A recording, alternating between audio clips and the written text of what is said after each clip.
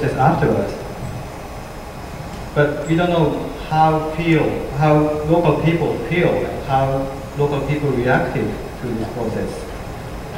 That is the question of the next speaker of ours, which is Professor Noriyuki Ueda. He's a colleague of mine from Tokyo Institute of Technology, and he's a cultural anthropologist.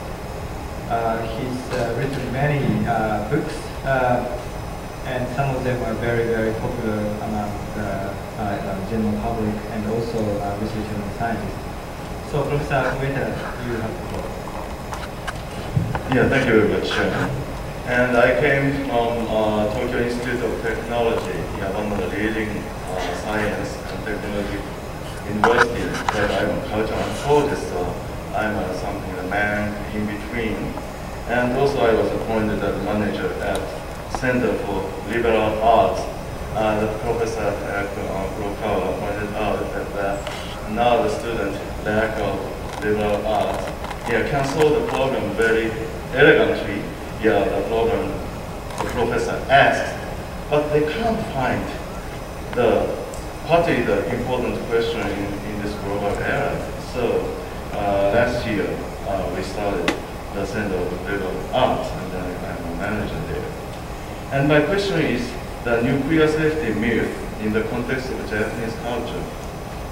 And the Fukushima accident is not a natural disaster, of course. It is a man-made disaster which is deeply embedded in Japanese society and culture. But to what extent is it Japanese problem or problem of nuclear industry?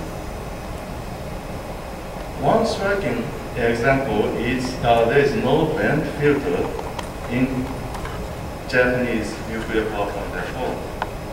And in Europe, after Chernobyl accident, European countries had vent filters at all nuclear power plants.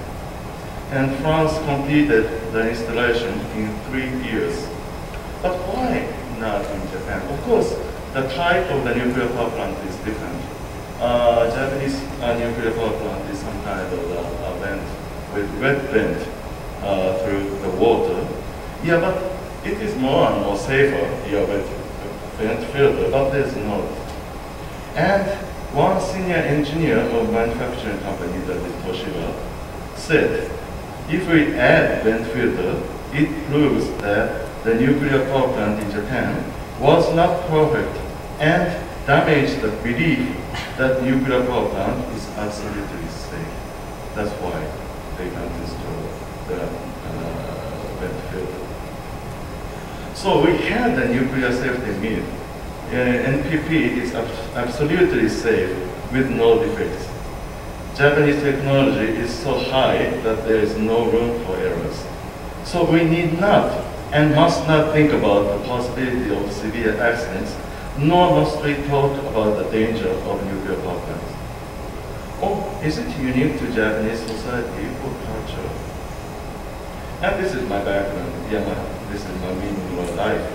And most cited literature in the university entrance examination. So if you like to enter the entrance Japanese university, please read my book. And this is, I co-authored the book with His Holiness the Dalai Lama on the 21st century's culture and religion. And I published after 3 months of the accident, this anger by compassion, management of mind after the disaster. And then I pointed out this is absolutely human error, which is deep-rooted in Japanese culture and mindset.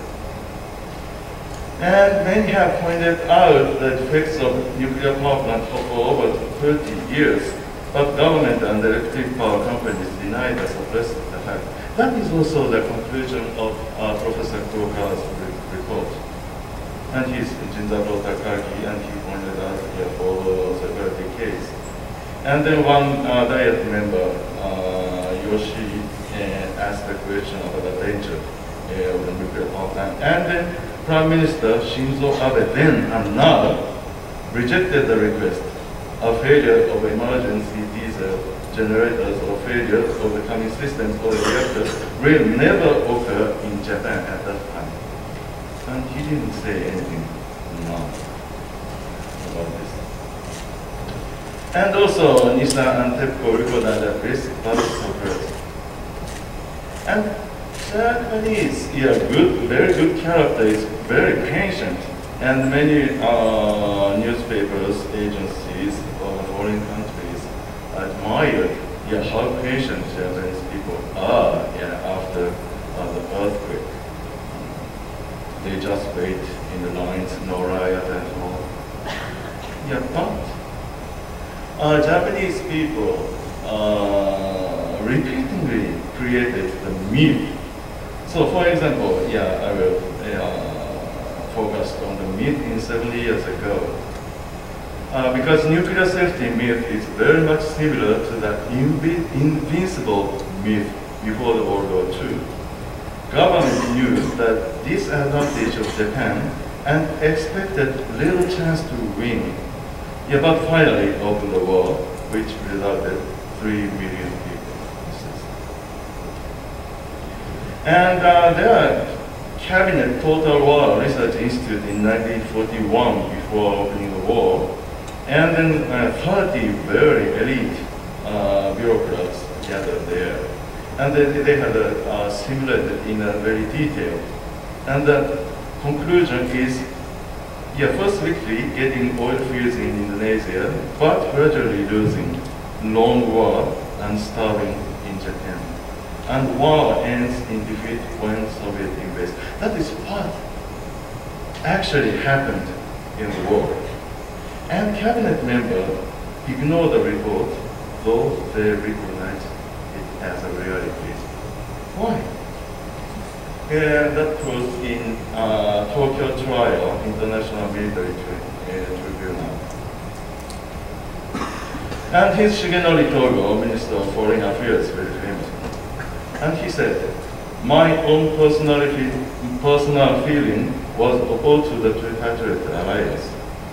And there was no room in this public speech to including my own personal feelings. It would be more accurate to say that as Foreign Minister of Japan, I was in such a position that I had to make a speech of that. This is Gunyang Koiso. He was Army General and the Governor General in Korea, and then Prime Minister, so elite of elite. But he denies responsibility for all his order and policy. So prosecutor was irritated, said, such and such, you claim you opposed the March 1931 incident. You tried to prevent the Manchurian incident. You opposed the China adventure. You opposed the Tripartite Act. You opposed the going to the war against the United States, and so on and so. And if you disagreed with the and were opposed to these events and policies, why did you accept one important position in the government after another, whereby you became one of the protagonists of the very matters you now say you strenuously object to? And his answer is, the way of the Japanese is that no matter what our own personal opinion and own personal